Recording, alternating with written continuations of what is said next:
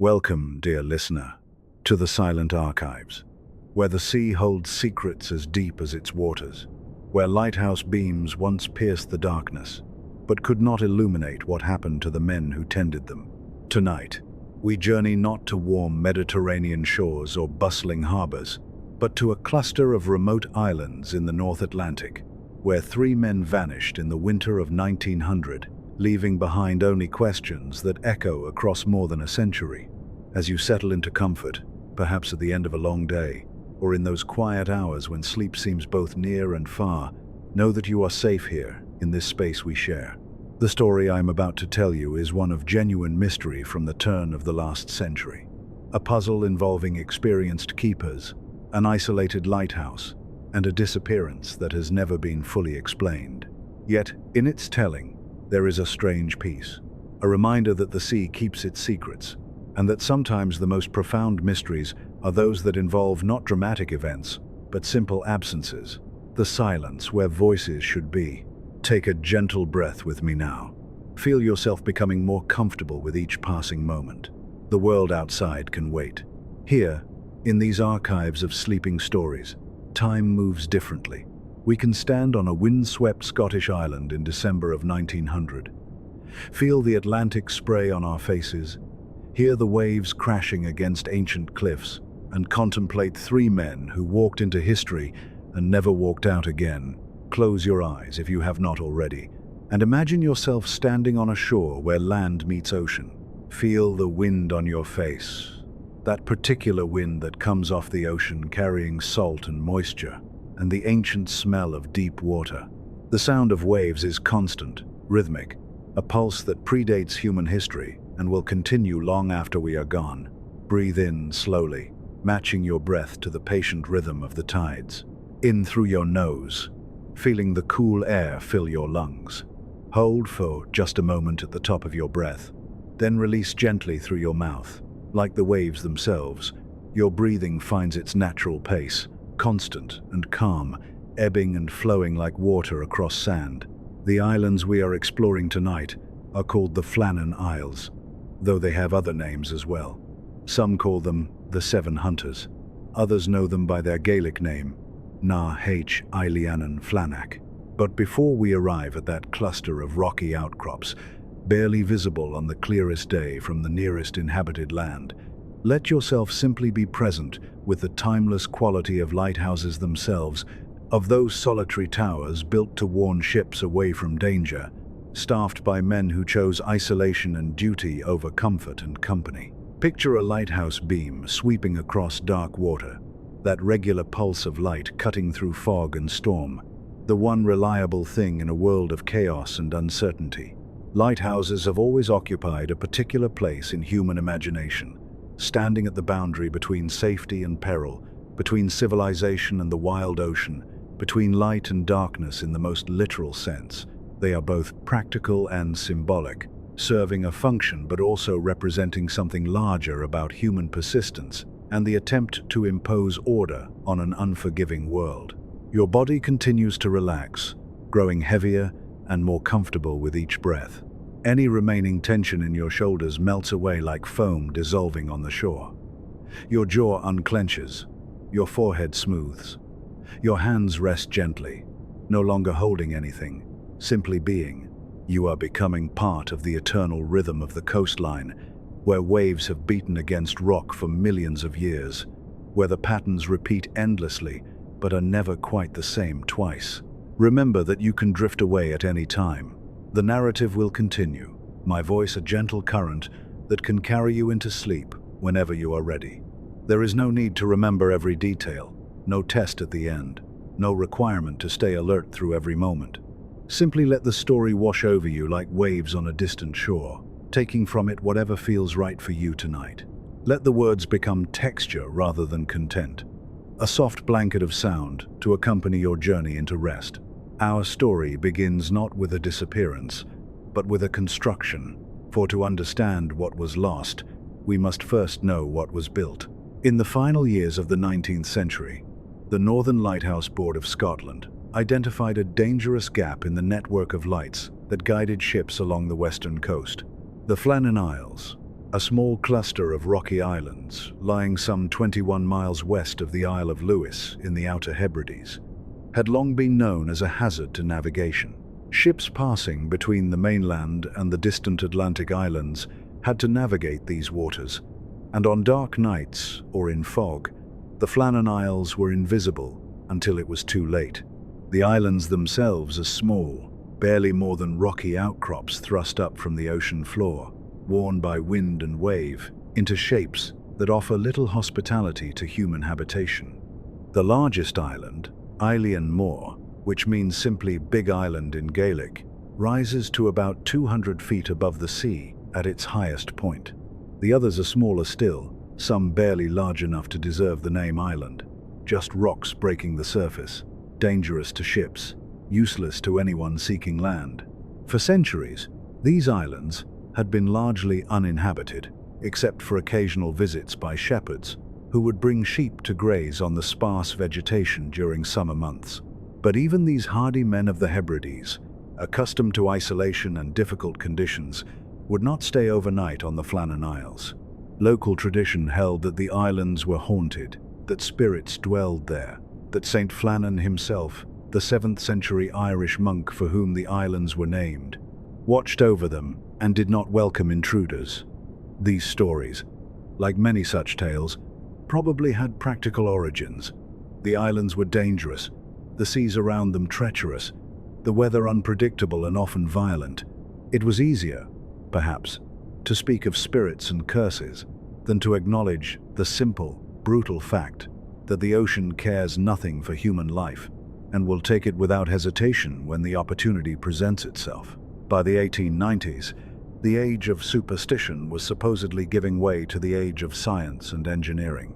The Victorians, confident in their technology and their mastery of the natural world, looked at the Flannan Isles and saw not haunted rocks but a practical problem requiring a practical solution. Ships were being lost. Lives were being claimed by the sea. A lighthouse, they reasoned, would change this. A strong beam of light, visible for 20 miles in clear weather, would warn ships away from the rocks, would save lives and property, would impose human order on this wild corner of the Atlantic. The project would be overseen by David Allen Stevenson, a name that carries considerable weight in the history of Scottish lighthouses. The Stevenson family, famous in literature for producing Robert Louis Stevenson, was even more famous in Scotland for producing several generations of lighthouse engineers who had built many of the lights that ringed the Scottish coast.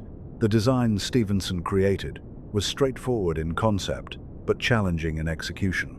A circular tower of stone, 75 feet tall, painted white to make it visible during daylight hours, with a powerful light at the top that would revolve, sending out 2 white flashes every 30 seconds. But getting the materials to the island, and then hauling them up those steep cliffs to the building site, would require careful planning and considerable effort. The cliffs of Eilean Mor rise nearly 150 feet from the water in places, sheer faces of rock offering no easy ascent.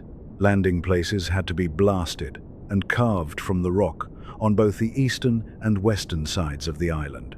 From these landings, flights of steps, more than 160 of them, were cut into the cliff face, zigzagging upward to the plateau. To haul the heavy materials up these steep gradients, a small cable railway was built, anchored firmly into the rock, designed to survive storms that would destroy anything not solidly founded. The work proceeded through seasons of rain and wind, through the short summer days when work could continue late into the evening, through the winter months when storms made any work impossible and the crew had to retreat to the mainland to wait. The men who worked on the lighthouse lived in temporary shelters on the island during the building season, isolated from their families, dependent on regular supply ships, always conscious that a storm could cut them off from the outside world for days or weeks at a time. On the 7th of December, 1899, after more than 4 years of intermittent work, the Flannan Isles lighthouse was officially lit for the first time. The great lamp, fueled by paraffin oil and magnified by carefully ground lenses, sent its beam sweeping across the dark waters. Ships passing at night would now see those 2 flashes every 30 seconds, would know where they were, would be able to steer clear of the deadly rocks. The age of science had triumphed over the age of superstition. Human ingenuity had conquered isolation and difficulty. The lighthouse stood as a monument to determination and skill, a light in the darkness, a guardian against the sea's indifference. Of course, a lighthouse is nothing without keepers. The light must be maintained, the lamp cleaned and fueled, the mechanisms wound and adjusted, the glass polished to ensure maximum brightness, the logbook filled with records of weather and operations. For all its impressive engineering, a lighthouse is ultimately dependent on human care and attention. And so, along with the tower itself, houses were built at Breescleet, on the Isle of Lewis, about 20 miles away, where the keepers' families could live, while the men themselves took turns staffing the lonely light.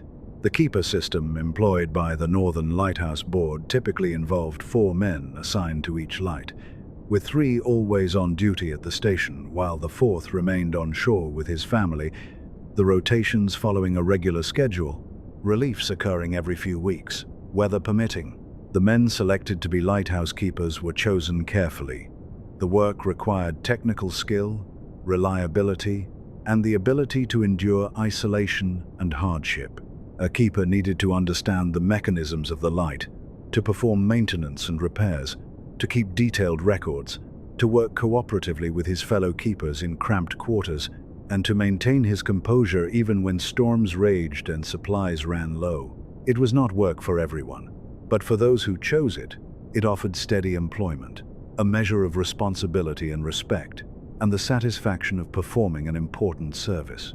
The principal keeper, the senior man responsible for overall operations, was James Ducat. Born in 1856, Ducat had entered the lighthouse service in 1878, at the age of 22. Over more than 2 decades of service, he had worked at various lights along the Scottish coast, and by the time he was assigned to the Flannan Isles, he had been promoted from assistant to principal keeper, a recognition of his competence and experience. Ducat was married to Mary Grierson, herself the daughter and niece of lighthouse keepers, a woman who understood the demands and sacrifices of the service. They had 4 children: Louisa, 16 years old in 1900, Robert, 13, Annabella, 9, and Arthur, just 6.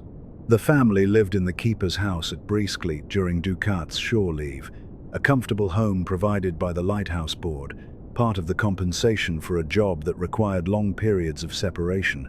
He was, by every account, a careful and experienced man, someone who understood the dangers of his profession and did not take unnecessary risks, someone his superiors trusted and his fellow keepers respected. When we try, later, to imagine what could have gone so terribly wrong, we must hold in mind that this was not a reckless man, but a professional at the height of his experience, doing work he had done safely for more than 20 years. The assistant keepers assigned to the station were Thomas Marshall and William Ross. Marshall, 28 years old, was a bachelor, unmarried and without children, his life focused on his work. He had served at other lights and had developed a reputation as a careful, conscientious keeper who took his duties seriously. William Ross, the other assistant, was on sick leave in December of 1900, his place temporarily taken by an occasional keeper named Donald MacArthur. MacArthur, at 40 years old, was an experienced seaman who had worked at several lights as an occasional keeper, filling in when regular keepers were absent due to illness or leave. He had a reputation, by some accounts, as a man with a temper, someone who had been involved in disputes and even fights in his past. But he was also known as competent and hard-working when on duty, and the Lighthouse Board trusted him to fill in as needed. The 4th man in the rotation was Joseph Moore, who served as an assistant keeper and who was on shore leave in late December of 1900, staying with his family at Breescleet, while Ducat, Marshall, and MacArthur manned the light. Moore would have been expecting a routine relief, a return to the island after a few weeks at home, another rotation in the ongoing cycle of duty that defined a keeper's life.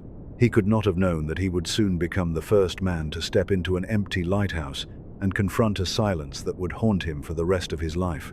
These, then, were the men. Dukas, the seasoned principal; Marshall, the conscientious young bachelor; MacArthur, the capable stand-in with the quick temper; and Moore, whose only role in the tragedy would be to survive it, to arrive too late, and to spend his remaining years being asked what he had seen. Ordinary men, skilled and dependable, going quietly about a difficult job at the edge of the world. The lighthouse itself, the place where these men worked and lived, was a solid structure built to withstand the worst that the Atlantic could deliver. The tower was made of stone, its walls thick and strong, its foundations sunk deep into the bedrock of the island. The light chamber at the top was enclosed in glass, protecting the lamp while allowing the light to shine out in all directions. Below the light were the workrooms and the living quarters, where the keepers slept, cooked, ate, kept their supplies, and maintained their equipment. The living conditions were basic but adequate. The keepers had bunks, a kitchen with a stove for cooking and heating, storage areas for food and fuel, and workrooms where they could perform maintenance during bad weather. Fresh water was collected in cisterns that captured rainfall, supplemented by supplies brought by the relief ships. Life at the lighthouse followed a regular routine. The lamp had to be wound every few hours during the hours of darkness, requiring one keeper to remain on watch while the others slept. During daylight, there was always work to be done: cleaning the lenses and reflectors, maintaining the machinery, hauling supplies from the landings, keeping the logbook current. The work was rarely exciting, but it was important, and the keepers took pride in maintaining their station to the highest standards. The isolation of the Flannan Isles was extreme, even by the standards of lighthouse duty. On clear days, the keepers could see the mountains of Lewis on the eastern horizon, but that land was 20 miles away across dangerous waters. No casual visitors came. The only regular contact with the outside world came during the relief ships' visits. There was no radio, no telegraph, no way for the keepers to call for help if something went wrong. A local man on Lewis, Roderick Mackenzie, had been appointed as an observer, paid a small sum to watch for the light each night and to report if it was not seen. Beyond that thin thread of watchfulness, the men on Isle and Moore were utterly alone. The year 1900 was drawing toward its close as December arrived. The lighthouse had been operating for almost exactly 1 year, through all seasons, through summer calms and winter storms, its light shining faithfully every night, warning ships away from the dangerous rocks. The system was working as designed. The keepers were performing their duties. Everything was, by all accounts, proceeding normally. But on the 15th of December, 1900, something changed. A ship passing the Flannan Isles during the night, the steamer Arctur on its way from Philadelphia to Leith, noted in its log that the lighthouse was dark. In heavy weather and poor visibility, the Arctur's crew had been watching for the comforting pulse of the Flannan light, those 2 white flashes every 30 seconds that would confirm their position and warn them of the islands. But the light was not there. The night was black where the beam should have been sweeping across the water. The Arctur continued on its journey, and when it reached port several days later, the observation was eventually reported to the Northern Lighthouse Board. But communication in those days was slower than we can easily imagine now, and the report did not reach the authorities immediately. The Arctur itself had run into difficulties, grounding on a rock in the Firth of Forth, and in the chaos of dealing with the damaged ship, the matter of the unlit lighthouse was not prioritized. It would be some time before anyone investigated what had happened on the Flannan Isles, and so the light stayed dark, night after night, and no one came. The great lamp that Dukas and his men had tended so faithfully sat cold in its glass chamber, the mechanism unwound, the wicks untrimmed, while 20 miles away on Lewis, life continued as normal, and no alarm was yet raised for 3 men who were already, almost certainly, beyond any help the world could offer. The next scheduled relief at the lighthouse was planned for the 20th of December, when the supply ship Hesperus was meant to sail from Briskleet to the island, bringing fresh supplies and rotating the keepers. But that day brought heavy weather, storms sweeping in from the Atlantic. that made any voyage to the exposed islands impossible. The relief was postponed. The keepers left to wait for better conditions, a not uncommon occurrence during the winter months. The Hesperus waited at Breescleet, her crew watching the weather. The days passed. The 21st, the 22nd, the 23rd, Christmas Eve, Christmas Day. The weather remained rough, the seas too dangerous for the small supply vessel to attempt the voyage. Finally, on the morning of the 26th of December, Boxing Day, the weather moderated enough for the Hesperus to make the journey. Under the command of Captain James Harvey, the ship set out with Joseph Moore aboard, ready to return to duty and relieve one of the men. As the Hesperus approached Eilean Moor around noon, Captain Harvey and his crew looked for the familiar signs of a functioning station. The flagpole should have been flying the flag that signaled all was well. The landing platform should have had the usual boxes and empty casks waiting to be collected. And most importantly, the keepers should have been visible, waiting to help with the landing, ready to exchange news and receive their mail and supplies. But none of these expected signs were present. The flagpole was bare. The landing platform was empty. No one was visible anywhere on the island. An uneasy feeling began to settle over the crew of the Hesperus, a sense that something was not right, that the normal pattern had been broken in some fundamental way. Captain Harvey sounded the ship's horn, a long blast that echoed off the cliffs, a signal that should have brought the keepers running. There was no response. He ordered a rocket fired, a flare that burst against the grey sky. Again, nothing. No answering signal. No figures emerging from the lighthouse. No sign of life at all. Joseph Moore, the relief keeper, was sent ashore to investigate. He climbed down into the small boat that would ferry him to the landing platform, and then, alone, he began the ascent of those 160 steep steps that zigzagged up the cliff face. The steps were wet from recent rain and spray, the wind still strong enough to require care with footing, but Moore was an experienced keeper who had made this climb many times before. Yet on this day, something was different. The silence, perhaps. The absence of any human sound or movement. The growing certainty that whatever awaited him at the top of the cliff was not going to be normal or expected. The gate at the entrance to the lighthouse compound was closed. The main door of the lighthouse itself was also closed but not locked. Moore pushed it open and called out, announcing his arrival, expecting to hear voices in response, to be greeted by men, perhaps annoyed that the relief had been delayed, but nevertheless glad to see a fresh face. But his calls echoed unanswered through the stone passages. The lighthouse was silent. Moore walked through the ground floor rooms, his unease growing with each empty chamber. The kitchen table was set, as if a meal was about to be prepared or had just been cleared away. A chair was overturned, lying on its side, a detail that struck Moore as particularly wrong. A small disorder in a place where keepers took pride in maintaining good order. The clock on the wall had stopped, its hands frozen at a particular moment, no longer marking the passage of time. He climbed the stairs to the light chamber, checking the lamp and the mechanisms. Everything was in order there. The lamp had been cleaned and filled, ready to be lit when darkness fell. The winding mechanism was wound, the maintenance current, but the three men who should have tended it were nowhere to be found, and the tower stood as quiet and empty as a tomb, holding its silence around him as he stood alone at its heart. The logbook told its own quiet story. It had been filled out up until the 13th of December. There were notes on a slate board for the 14th and the morning of the 15th. Weather observations and routine details that would have been transferred to the permanent log later that day. But after that, nothing. No more entries. No explanation of what had happened or where the keepers had gone. Moore searched the bedrooms and storage areas, looking for any sign of the three men or any clue to their whereabouts. In the entrance hall, he found 2 sets of oilskins hanging on their hooks, the heavy waterproof coats that keepers wore when working outside in wet weather. But the 3rd set was missing, suggesting that one keeper had gone outside wearing his protective gear, while the other 2 had not. This seemed strange.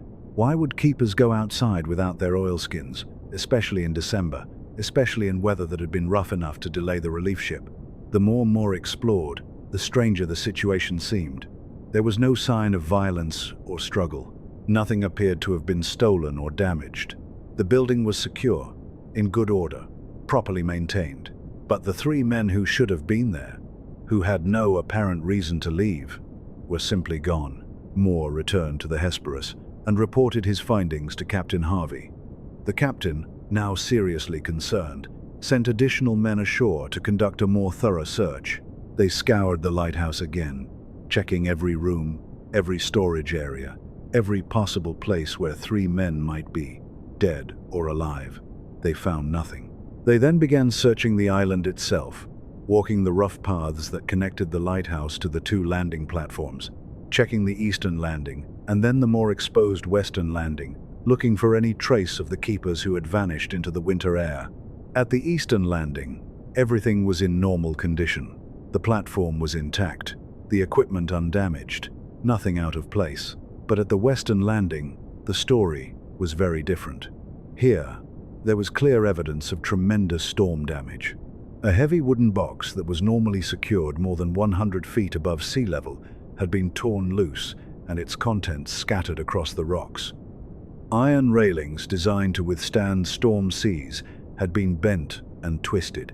A section of the tramway, the cable railway used to haul supplies, had been ripped from its concrete foundations.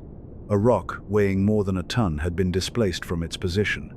Higher up the cliff, more than 200 feet above the normal sea level, turf had been torn away from the cliff edge, evidence of waves or spray reaching to extraordinary heights. The damage told a story of violent seas, of waves driven by storms to heights that seemed almost impossible, of the ocean's power manifested in bent metal and displaced stone. But it did not tell what had happened to the three keepers. There were no bodies found on the rocks.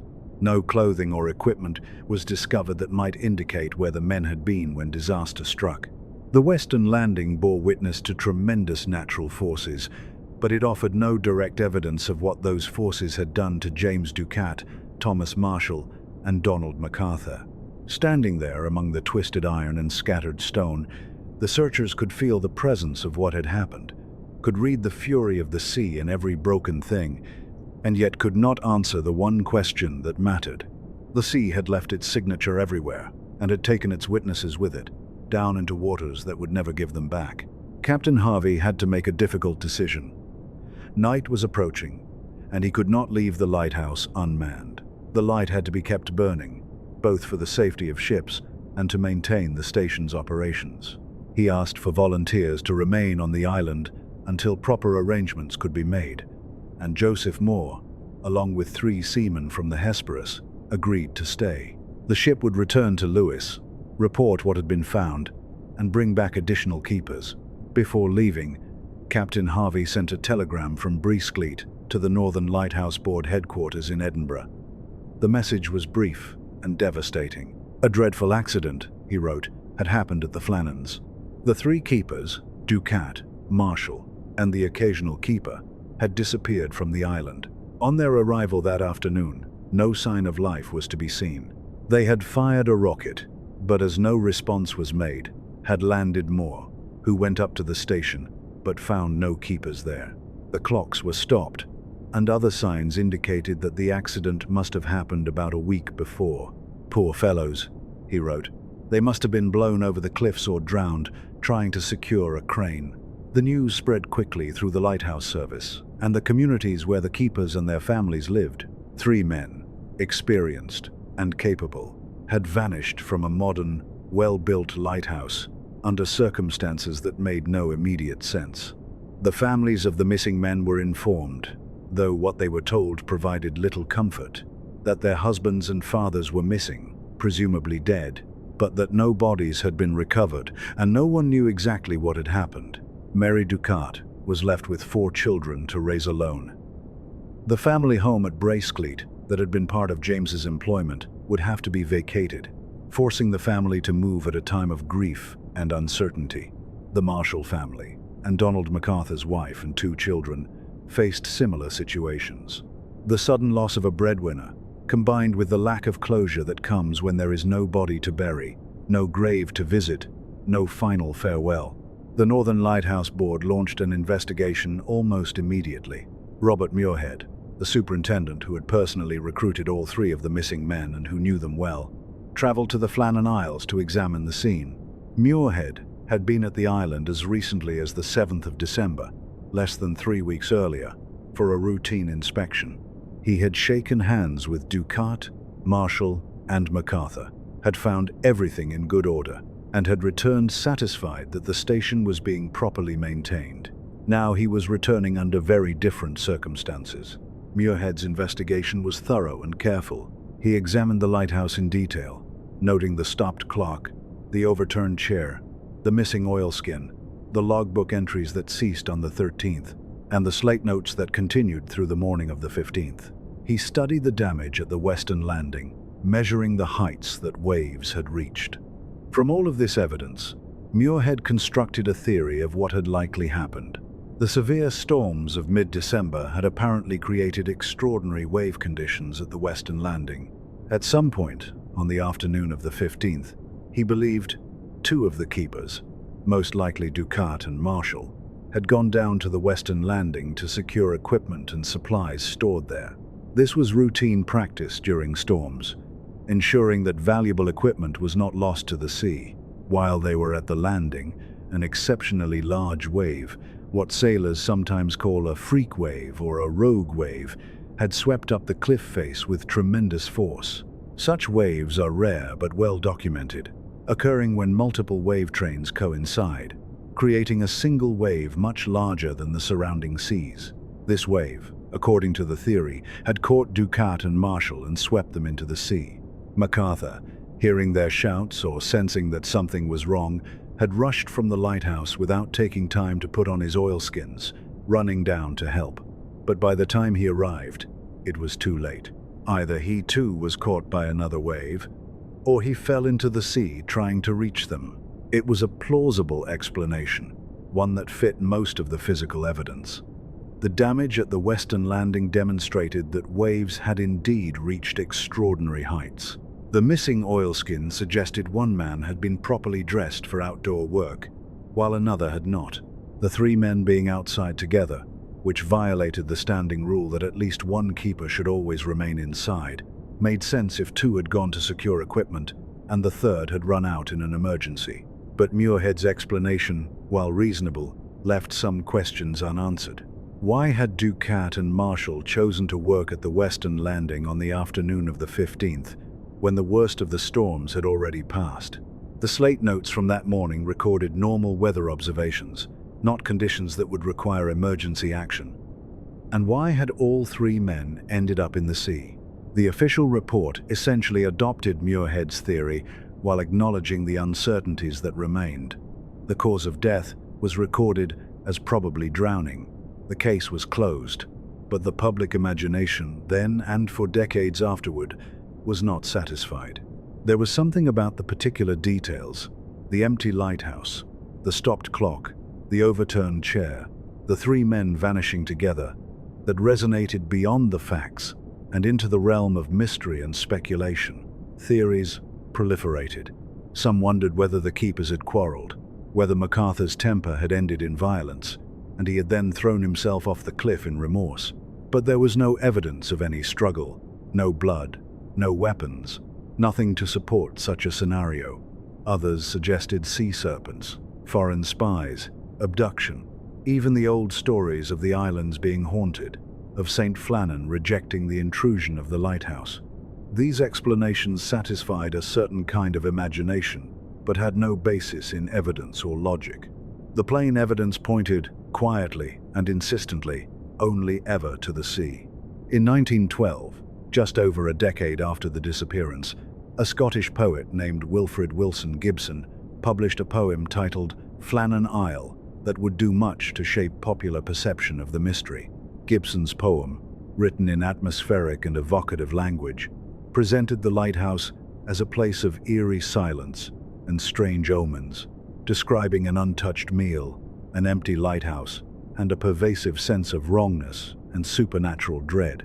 The poem was powerful and memorable, and it influenced how many people came to think about the Flannan Isles. But it was also, importantly, fiction.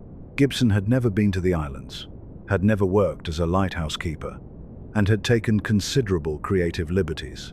His untouched meal and supernatural atmosphere made for good poetry, but did not reflect the actual evidence found at the lighthouse.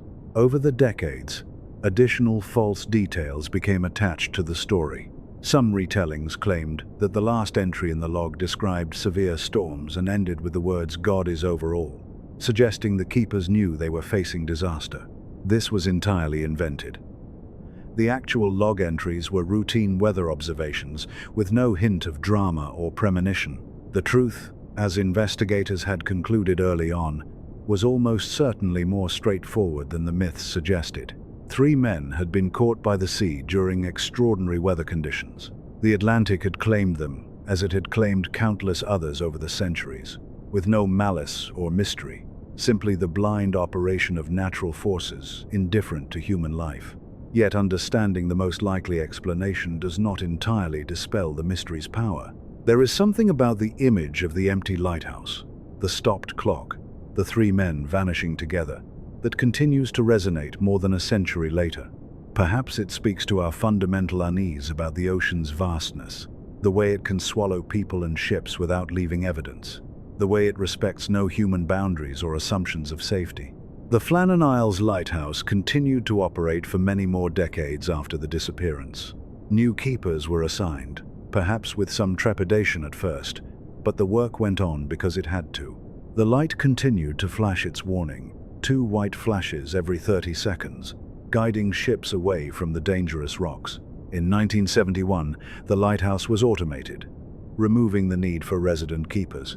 Now it operates without human presence, a machine tending itself, still performing the function for which it was built, but no longer requiring anyone to live in isolation on those windswept rocks. Standing on Island Moor today, if you are fortunate or determined enough to visit, you can see the same views that Ducat, Marshall, and MacArthur saw. The lighthouse tower rises white against the sky. The Atlantic stretches to the horizon in every direction, endless and powerful. The waves crash against the rocks as they have always done, and will continue to do long after the lighthouse itself crumbles and returns to the stone from which it was built. The official inquiries concluded that the 3 keepers died in a tragic accident. Victims of the sea they had dedicated their working lives to managing and respecting. This remains the most likely and reasonable explanation. But the precise sequence of events, the exact moment when each man was taken by the waves, the last thoughts or words of Ducat, Marshall, and MacArthur, these things are beyond recovery, lost like the men themselves to the ocean's depths. Some mysteries persist, not because the evidence is insufficient, but because the final moments of human lives are inherently private and unknowable unless witnessed. As you drift now, perhaps towards sleep, carry with you the image of a lighthouse standing alone on a rocky island. The tower is white against the gray sky. The sea surrounds it, vast and powerful and indifferent. Rest now, knowing that the lighthouse still stands, still marks the dangerous rocks, still serves its purpose. Rest knowing that mysteries do not need to be solved to be meaningful, that questions without answers can still be valuable.